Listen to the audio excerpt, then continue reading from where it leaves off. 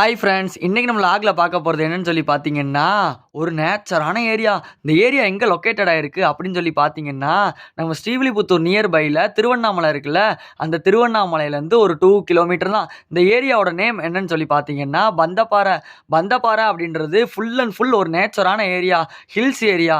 அதுவும் இல்லாமல் அங்கே நிறையா ஃபுல்லாக மாந்தோப்பு தான். அந்த மாந்தோப்பில் அப்படியே மாங்காவை அடித்து சாப்பிட்டதுக்கப்புறமா ஹில்ஸை நோக்கி ட்ராவல் பண்ண ஆரம்பித்தோம். நாங்கள் எதுக்காக அங்கே போயிருந்தோம் அப்படின்னு சொல்லி பார்த்தீங்கன்னா, என்னோட ஃப்ரெண்டோட ஃபேமிலி ஃபங்க்ஷன்.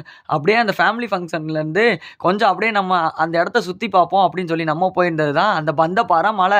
ஆக்சுவலி இது வந்து ஒரு ஹில்ஸ் ஏரியா. அப்படியே பந்தப்பாறை மலை மேலே ஏறி நம்ம ஸ்ரீவில்லிபுத்தூர் ஆண்டாள் கோயிலை ஒரு லுக்கில் பார்த்தா எவ்வளோ டிஸ்டன்ஸில் எவ்வளோ ஸ்மாலாக இருக்குது அப்படின்னு சொல்லி பாருங்கள். மேலேருந்து பார்க்குறதுக்கு அப்படியே நேச்சுரல் வியூஸ் வந்து செம்மையாக இருந்தது ஃப்ரெண்ட்ஸ். அதுக்கப்புறமா நான் என் ஃப்ரெண்ட்ஸு எல்லாருமே அப்படியே அந்த மலை மேலே ஏற ஆரம்பித்தோம். நான் இதுதான் ஃப்ரெண்ட்ஸ் ஃபஸ்ட் டைம் மலை மேலே ஏறுறது. ஒரு புது அனுபவம். மேல இருந்து பார்த்தா நம்ம மேற்கு தொடர்ச்சி மலை தெரிஞ்சது. அப்படியே ஹில்ஸ்லேருந்து பார்க்குறப்போ ஒவ்வொரு வியூவுமே அப்படியே சின்ன சின்னதாக தெரிஞ்சது ஃப்ரெண்ட்ஸ். அப்படியே அங்கே நேச்சர்லாம் அப்படியே வியூ பண்ணிவிட்டு அதுக்கப்புறமா அங்கேருந்து நிறையா ஃபோட்டோஸ் எடுத்துகிட்டு மேலேருந்து பார்த்தா ஒரு குட்டியாக ஒரு தாமரை குளம் தெரிஞ்சது. அந்த குளத்துக்கும் போயே ஆகணும்னு சொல்லிட்டு தாமரை குளத்துக்கு போயிருந்தோம்.